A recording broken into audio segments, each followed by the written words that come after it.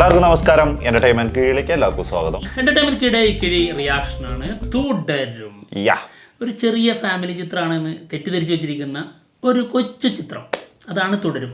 ആ സിനിമയുടെ റിയാക്ഷൻ ആണ് കേട്ടോ. ഈ സിനിമ റിലീസിനെത്തുന്നത് ഏപ്രിൽ 25-ന്. ഒരുപാട് പേര് ഈ അടുത്ത് സ്റ്റാർഡം വേണമെന്ന് പറഞ്ഞു. സ്റ്റാർഡം കൊടുത്തു എമ്പുരാനില്. അഭിനയം ചോദിക്കുന്നു, അതും തരും തുടരും സിനിമയിലൂടെ. ശരിക്കും ഒരു മാസത്തിന് ശേഷം ഒരു ക്ലാസ് വരുന്നു. അതെ, നിങ്ങൾ ചോദ്യം തുടർന്നുകൊണ്ടേയിരിക്കുമ്പോൾ ഉത്തരങ്ങൾ ഇവിടെ തുടർന്നുകൊണ്ടേയിരിക്കും.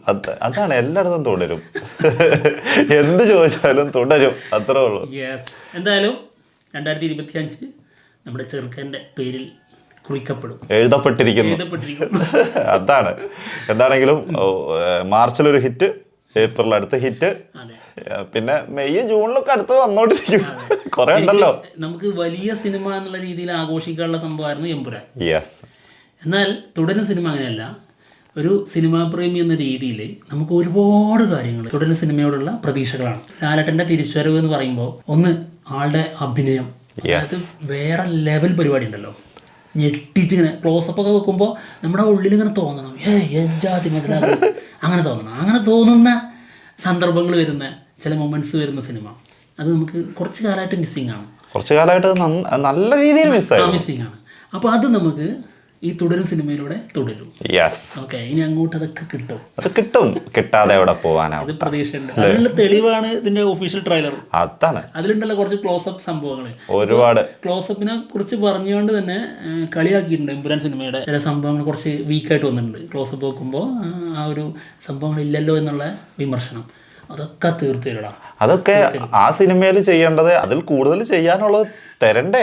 അങ്ങനെ കിട്ടുമ്പോഴാണല്ലോ അത് അങ്ങനെ ചെയ്യേണ്ട ആവശ്യം വരുന്നുള്ളൂ. അല്ലാണ്ട് എമ്പുരാനിൽ കൊണ്ടുപോയിട്ട് മറ്റേ മുഖത്ത് കൊണ്ടുപോയിട്ട് എക്സ്പ്രഷൻ വെറുതെ വാരി എറിയേണ്ട ആവശ്യമൊന്നുമില്ലല്ലോ. പിന്നെ വേറെ കാര്യമുണ്ട്, അതായത് എനിക്ക് തോന്നിയതാണ് പേഴ്സണലി, പൃഥ്വിരാജ് മറ്റു കാര്യങ്ങൾ ശ്രദ്ധിച്ചപ്പോൾ, അതായത് ഭയങ്കര ബിഗ് ബഡ്ജറ്റ് സിനിമ, വലിയ രീതിയിൽ സിനിമ ഒരുക്കുന്നു, ആ രീതിയിൽ ശ്രദ്ധിച്ചു കഴിഞ്ഞപ്പോൾ ചെറുതായിട്ട് ലാലേട്ടൻ്റെ ഭാഗത്ത്, അതായത് ഒരു നടൻ എന്ന രീതിയിലുള്ള ആളെ, അതായത് സ്റ്റാർഡം ഒരുക്കാൻ മൂപ്പർക്ക് പറ്റിയിട്ടുണ്ട്. പക്ഷെ നടനെ പുറത്തു കൊണ്ടുവരാനുള്ള ശ്രമം മൂപ്പര് നടത്തിയില്ല, അത് മറന്നുപോയി എന്നുള്ളൊരു സംശയം എനിക്കുണ്ട്. അതിനുള്ള സ്ക്രിപ്റ്റ് ഉണ്ടായിരുന്നല്ലോ. അല്ല, അങ്ങനെയല്ല. ഒരു വന്ന് നിൽക്കും. ഇപ്പോൾ അതിലൊരു ക്ലോസപ്പ് സംഭവം ഉണ്ട്. അതിൽ ഗോവർദ്ധനോടാണോ പറയുന്ന ഡയലോഗ്, ഏതാണ് ക്ലോസപ്പിലെ പരസ്യം പറയുന്നത് പോലെ, ഒരു പരസ്യചിത്രം പറയുന്ന പോലെ ഒരു സാധനമുണ്ട്. അതൊക്കെ ഭയങ്കര വീക്കായിരുന്നു. പിന്നെ ഇരിക്കുന്നത്, ലാലേട്ടനെ ഇരുത്തുന്നത്, ഇപ്പോൾ ലൂസിഫറിൽ നോക്കിയാൽ മതി, ഏതെങ്കിലും ഒരു സ്ഥലത്ത് പോയി ഇരിക്കുന്ന ഒരാളല്ല. ആളിരിക്കുമ്പോൾ ആൾക്ക് ഒരു പ്രത്യേക സിംഹാസനം അല്ലെങ്കിൽ ഒരു പ്രത്യേക ചെയർ, അതിനായിട്ട് ആ ഇരിക്കുന്നതിന് അതിൻ്റെതായിട്ടുള്ള ഒരു ഓറ കൊടുത്തിട്ടായിരുന്നു. അതിന്റെ ഒരു പ്രൗഢി ഉണ്ടായിരുന്നു. ഇപ്പൊ നമുക്കറിയാം, മറ്റേ ലൂസിഫറിൽ ആ വൈറ്റ് ആൻഡ് വൈറ്റ് ഒക്കെ ഇട്ടിട്ട് ചാരി പോലെ, അതൊക്കെ എന്ത് സാധനമായിരുന്നു. അതൊരു സത്യം. അപ്പൊ ആ സാധനം ഭയങ്കര മിസ്സിംഗ് ആണ്. ഉദാഹരണം പറയാം, ടോവിനോനെ കൊണ്ടുപോയി, സ്പോയിലറാണ്, അപ്പോൾ ടോവിനോയുടെ മുമ്പിൽ ഇരിക്കുന്ന ഒരു സീനുണ്ട്. എന്താണത്? അത് ആ കോസ്റ്റ്യൂം ഇട്ടിട്ട് ഒരു ചെരിഞ്ഞ് ചെന്ന് ഇരിക്കുന്നത്, അത് ഒരിക്കലും, അത് ഭയങ്കര വീക്കാണ്. ആ ഡയറക്ടറിൻ്റെ ഭാഗത്ത് നിന്ന് ഭയങ്കര മിസ്റ്റേക്കാണത്. അപ്പോൾ ആ രീതിയിലുള്ള ഒരു ശ്രദ്ധ നഷ്ടപ്പെട്ടിട്ടുണ്ടോ എന്ന് എനിക്ക് എമ്പുരാൻ്റെ കാര്യത്തിൽ തോന്നിയിട്ടുണ്ടായിരുന്നു.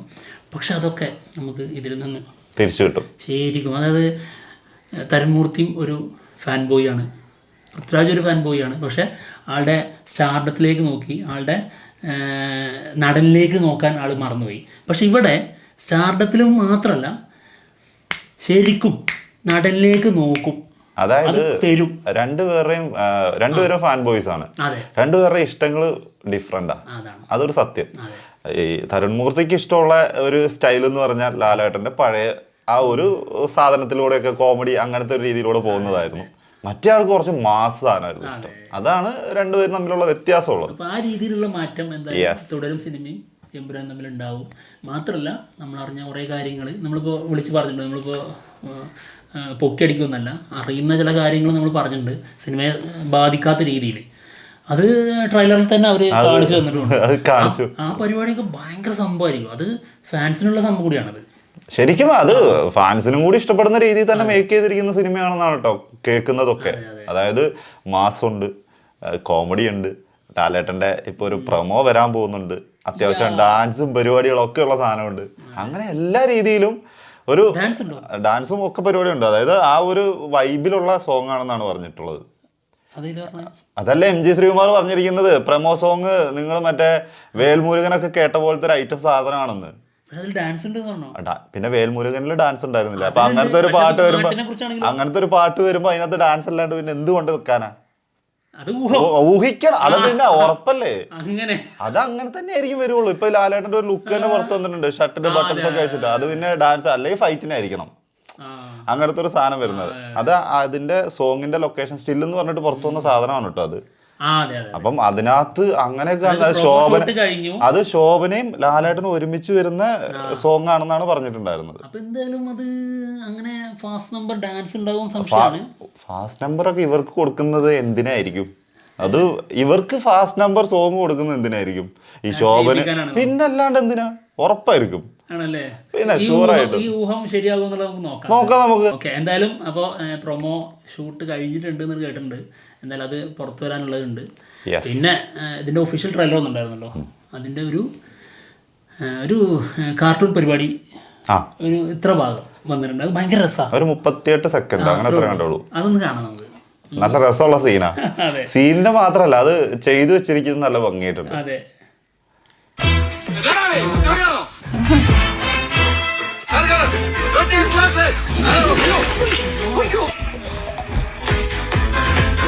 ആ താടി തൊട്ട് കൈ ഞാൻ വെട്ടും. അന്ന ഇങ്ങനെ താടി വളർത്തി അയ്യോ പാവം കളിച്ചതാടാ. ആർക്കടാ പ്രശ്ന? എന്റെ വണ്ടിയുടെ കാര്യം മഴ നനയാലല്ലോ കുട്ടിച്ച. എല്ലാരും കൂടെ എന്നെ ഇങ്ങനെ മഴയത്ത് നിർത്തിയിരിക്കുകയല്ലേ. മഴ, ലാലേട്ടൻ, അംബാസഡർ കാർ, കോമ്പിനേഷൻ. അതായത് ഈ ഒരു സീനില്, ഈ ഒരു സാധനത്തില് ശരിക്കും ട്രെയിലറിൽ തന്നെ ഉള്ളതാണ്. ആ ഡിക്കിയിലേക്ക് ആ ചാക്ക് എടുത്ത് വെക്കുന്ന ഒരു സാധനം, അത് ഭയങ്കര രസമായിട്ടാണ് ആ സാധനം ചെയ്തിരിക്കുന്നത്. അത് കാലും കൊണ്ടാണ് എടുത്ത് ഇങ്ങനെ തട്ടി ഇങ്ങനെ പൊന്തിച്ചിട്ടാണ് ഡിക്കിയിലേക്ക് വെക്കുന്നത്. ആ സാധനം അതിനകത്ത് കാർട്ടൂണിൽ ചെയ്തതുണ്ടോ? അതാണ് അത് ആ സാധനം തന്നെ. ഇപ്പൊ അതില് ചിരി, അതെ, ചിരിക്കുന്ന സാധനല്ലേ, ആ ചിരി നമുക്ക് കിട്ടൂല. ആ ഒരു പ്രത്യേക ചിരിയാ. അതെ. പിന്നെ എന്നാടാ ഈ തടി ആ രീതി ഉണ്ടല്ലേ. അപ്പോൾ അത് മുഴുനീളം നമുക്ക് കാണാൻ പറ്റുന്നുണ്ട്. ഈ ഫാൻ ബോയ്ക്ക് അങ്ങനെയുള്ള ലാലേട്ടനെ ഇഷ്ടമാണ്. അതുകൊണ്ട് ആ രീതിയിൽ ശരിക്കും ഒരുക്കി വെച്ചിട്ടുണ്ട്. നമുക്ക് ആ ട്രെയിലറിൽ നിന്ന് വ്യക്തമാണ്. ട്രെയിലറിൽ തന്നെ ശരിക്കും അതാണ് ആദ്യം പറഞ്ഞത്, ആളുടെ ഇഷ്ടങ്ങൾ എന്താണോ അതൊക്കെ നമുക്ക് ആ ട്രെയിലറിൽ കാണുന്നു. അതായത് ഓടുന്ന, കുത്തിമറിയുന്ന, ഉന്തക്കം മറിയുന്ന, പല വൈബ് പിടിക്കുന്ന, ഇങ്ങനെ ഒരു ഭയങ്കര എനർജറ്റിക് ആയിട്ടുള്ള ഒരു ലാലേട്ടൻ ഉണ്ടല്ലോ, കുസൃതി നിറഞ്ഞ ആ ലാലേട്ടനെ നമുക്ക് ഒരു രീതിയിൽ ഇതിൽ കിട്ടുന്നുണ്ട് എന്ന് നമുക്ക് ട്രെയിലറിൽ നിന്ന് ഫീൽ ചെയ്യുന്നുണ്ട്. പിന്നെ അതല്ലാത്ത ഒരു സീരിയസ് ആയിട്ടുള്ള ഒരു പരിപാടി ഇതിൽ നിന്ന് കിട്ടുമെന്നുള്ളത് അത് പിടിക്കുന്നുണ്ട്. ആ സൈഡും പിടിച്ചിട്ട് തന്നെയാണ് സിനിമേന്റെ പോക്ക് പോകുന്നത്. എന്താണെങ്കിലും ഏപ്രിൽ 25 സിനിമ എത്തുകയാണ്. ഭയങ്കര ഹാപ്പി ആട്ടോ, ഭയങ്കര എന്താ പറയാ, അങ്ങനെ കാത്തിരിക്കുകയാണ് സിനിമയ്ക്ക് വേണ്ടിട്ട്. അപ്പൊ ഏപ്രിൽ മാസം അടുത്ത മാർച്ചിൽ അത് കഴിഞ്ഞ അടുത്ത മാസത്തിൽ തന്നെ വേറെ ശരിക്കും നമ്മൾ ഏറ്റവും കൂടുതൽ കാത്തിരുന്ന സിനിമയാണ് തരുൺമൂർത്തിന്റെ ഈ തുടരും സിനിമ. അതെ, ജനുവരി 30. അതെ, അത് കാത്തിരിപ്പും തുടർന്നു. അത് ടൈറ്റിലിന് അനുയോജ്യമായി വന്നു. ജനുവരി 30 വരേണ്ട സിനിമയായിരുന്നു. അത് ചില കാരണങ്ങളാൽ നീട്ടിവെച്ചു. അതെന്തായാലും ഗുണം ചെയ്തു. ഇപ്പോൾ എമ്പുരാൻ ഈ രീതിയിലുള്ളൊരോളം അതിനുശേഷം അതിനെ മറികടക്കാൻ തുടരും വരികയാണ്. ഇനിയാണ് ചർച്ച ചെയ്യപ്പെടുന്നത് ലാലേട്ടനെ കുറിച്ച്. കാരണം എമ്പുരാന് ശേഷം ലാലേട്ടൻ വരുന്നു. ഈ സിനിമ ലാലേട്ടനെ, അതായത് ഡിഫറെന്റ് ആയിട്ട് ഭയങ്കരമായിട്ടുള്ള വ്യത്യാസം ആ സിനിമയിൽ ഉണ്ടാവും. എന്തായാലും വരട്ടെ, തുടർന്നുകൊണ്ടേയിരിക്കും. അപ്പൊ എന്തായാലും ഞങ്ങൾ പോവാണ്. മറ്റുള്ള വിശേഷങ്ങളുമായിട്ട് ഉടനെ തന്നെ വരാം. ബൈ.